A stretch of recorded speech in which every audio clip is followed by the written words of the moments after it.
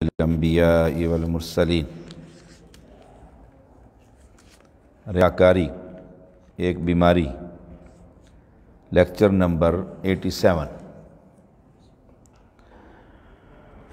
سیدنا ابن عباس رضی اللہ تعالی عنہما بیان کرتے ہیں، ایک شخص رسول اللہ صلی اللہ علیہ وسلم کے پاس آیا اور کہنے لگا، میں ایک چیز وقف کرتا ہوں، اللہ کے راستے میں دیتا ہوں، اور نیت یہ ہے، ارادہ یہ ہے کہ اللہ سے اجر پاؤں، اس کی رضا، اس کی خوشنودی، اور پھر یہ بھی نیت ہے کہ تھوڑا سا مجھے بھی مقام ملے،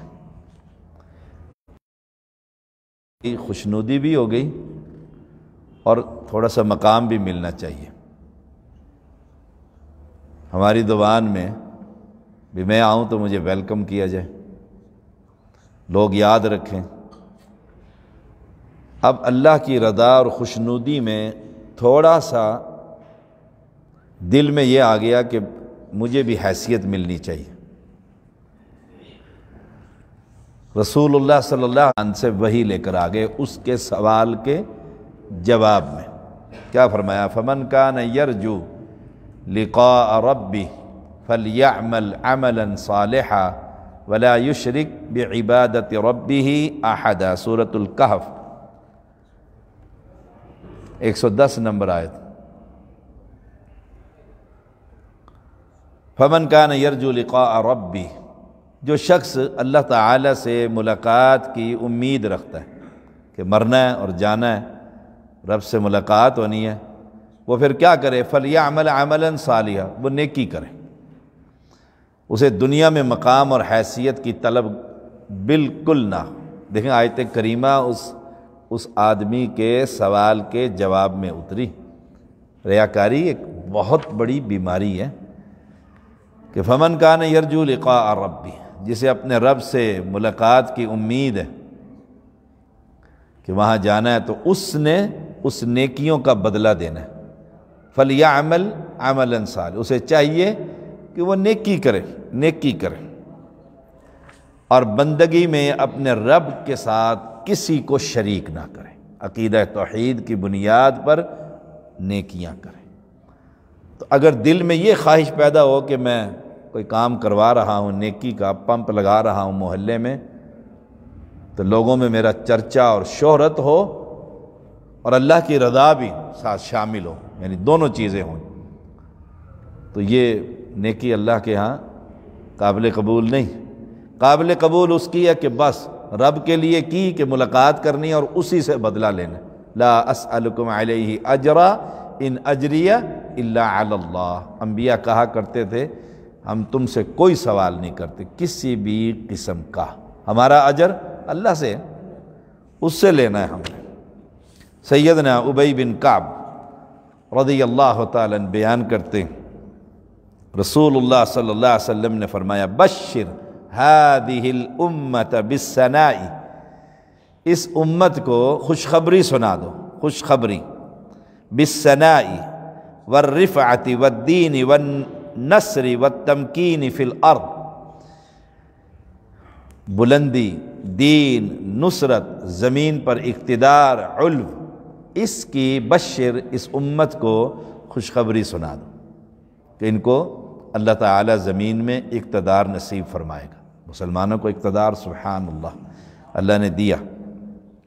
فمن عمل منہم عمل الآخرۃ للدنیا، پھر ان میں سے جس شخص نے آخرت کا عمل دنیا کے لیے کیا ہے، آخرت کے لیے کیا، دنیا کے طلب کے لیے، وما لہ فی الآخرۃ من خلاق، آخرت میں پھر اس کا کوئی حصہ نہیں، نماز، روزہ، زکوٰۃ، حج، صدقہ، خیرات، کوئی بھی نیکی، یہ کس لیے ہے؟ آخرت کے لیے، آخرت۔ اب کوئی شخص یہ نیکی کر کے اور دنیا چاہتا ہے، لم یکن لہ فی الآخرۃ نصیب، اس کے لیے آخرت میں کوئی حصہ نہیں ہے۔ تو کبھی بھی کسی نیکی کو ٹارگٹ بنا کر کے یہ نیکی کروں گا تو لوگ خوش ہوں گے تو مجھے دنیا مل جائے گی، دنیا میں مقام مل جائے گا، مال و دولت مل جائے گی، جاہ و جلال مل جائے گا، چودراہٹ مل جائے گی، کوئی ووٹ میرے بینک بڑھ جائے گا۔ بہت بڑا مرض ہے، اور امت مسلمہ کی بہت بڑی تعداد اس مرض میں مبتلا۔ چھوٹی سی نیکی کر کے لوگ اتنی تشہیر چاہتے ہیں نا، اتنی تو آپ دیکھتے نہیں، بات تو بڑی سخت سی ہے کہ پرائم منسٹر اتنا سا کارٹن دے رہا ہے اور اس کی بھی تصویر کھینچی جا رہی ہے، اتنا سا کارٹن دے رہا ہے، اس کا بھی فوٹو سیشن ہو رہا ہے، کہاں پرائم منسٹر کہاں وہ کارٹن۔ تو وہ بچے کی بات یاد آئی نا، ایک گورنر گزر رہا تھا تو اس نے بچہ دیکھا چھوٹا، تو بادشاہ ہوتے ہیں یہ لوگ، اس نے 10 ریال نکال کے اس کو دیے نا جی ایک، اس نے کہا میں نہیں لیتا، ابو مارتے ہیں، ابو منع کرتے ہوتے، پیسے نہیں لیتے ہوتے کسی سے۔ اس نے کہا ابو کو کہنا بادشاہ نے دیے۔ کہا پھر ابو اور ماریں گے؟ کہتے کیوں؟ وہ کہیں گے 10 روپے بادشاہ تو نہیں دیتا ہوتا مجھے کہے گا پیسے بھی کہیں سے چوری کر لایا، پھر اور مار پڑے گی۔ بادشاہ بھی حیران رہ گیا اس بچے کی عقل مند، کہاں پرائم منسٹر، کہاں چودھری، اور کہاں گھی کا ایک ڈبہ، اور اس پر بھی دیکھو جی میں یہ کام کر رہا ہوں۔ رسول اللہ صلی اللہ علیہ وسلم نے فرمایا 2 بھوکے بھیڑیے بکریوں کے ریبر میں چھوڑ دیے جائیں، وہ اتنا نقصان بکریوں کا نہیں کر سکتے، حالانکہ بھوکے ہیں، کریں گے نا، لیکن اتنا نہیں کر سکتے جتنا نقصان شہرت کے لیے کوئی نیکی کر کے اپنا کر لیتا ہے۔ کہاں بھوکے بھیڑیے، کہاں بکریاں۔ یہ شہرت انسان کے دین کو جو نقصان پہنچاتی ہے، 2 بوڑھے اپنے بھوکے بھیڑیے وہ ریوڑ میں اتنا نقصان نہیں کر سکتے۔ اب اس ریاکاری سے بچنے کی رسول اللہ صلی اللہ علیہ وسلم نے ایک دعا سکھلائی، وہ ہم سب کو یاد ہونی چاہیے۔ اللہم، پڑھیے میرے ساتھ، اللہم انی اعوذ بک ان اشرک بک وانا اعلم۔ اب ترجمہ کہ اے اللہ انی اعوذ بک، میں تیری پناہ میں آتا ہوں کہ میں تیرے ساتھ جان بوجھ کر شرک کروں، اور پھر وَأَسْتَغْفِرُكَ لِمَا لَا أَعْلَمُ، اور میں تجھ سے معافی مانگتا ہوں کہ جس کا مجھے علم نہیں وہ بھی میں تیرے ساتھ کر دوں۔